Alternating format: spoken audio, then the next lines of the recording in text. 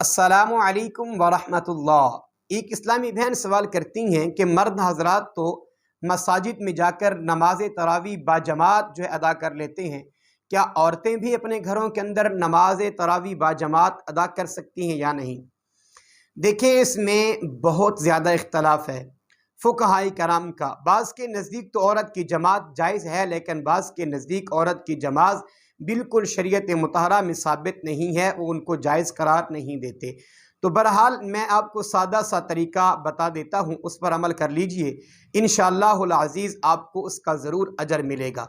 मसलन औरतें घर में 2 हैं या 3 हैं, 4 हैं, 5 हैं, जितनी भी औरतें घर के अंदर हैं, तो वो सारी मिलकर उनमें से एक औरत का इंतखाब कर ले जिसको कुरान की सही सूरतें याद हों, या वो कुरान की हाफिज़ा हो, या कुरान का उसे कुछ हिस्सा याद हो, तो वो जो है वो मिलकर एक जगह पे खड़ी हो जाएं और उसको थोड़ा सा आगे कर लें। मसलन इतना आगे ना करें कि उसको इमाम बना लिया जाए, वो इमाम के क्या मकाम खड़ी हो, ऐसा नहीं है।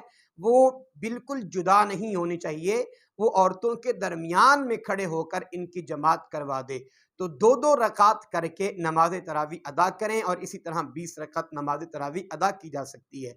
मसलन अगर उसको सूरतें याद हैं और उसको आखिरी सूरतें 10 याद हैं, तो वो इस तरह पहले 10 रकतों में वही 10 सूरतें पढ़ ले, फिर इसी तरह दूसरी 10 रकतों में फिर अलम तरा कैफा फ़अला से फिर शुरू कर ले, तो उसकी नमाज जो है बिल्कुल हो जाएगी, और इनको भी जो है वो सवाब मिलेगा। और इस तरह पढ़ना बिल्कुल ठीक है और जायज़ है। अगर इस तरह ना हो सके, घर में एक औरत है, 2 औरतें हैं, तो वो इस तरह नहीं खड़े होकर पढ़ सकती, तो वो अलग अलग 2-2 रकात नमाज तरावी अदा करें।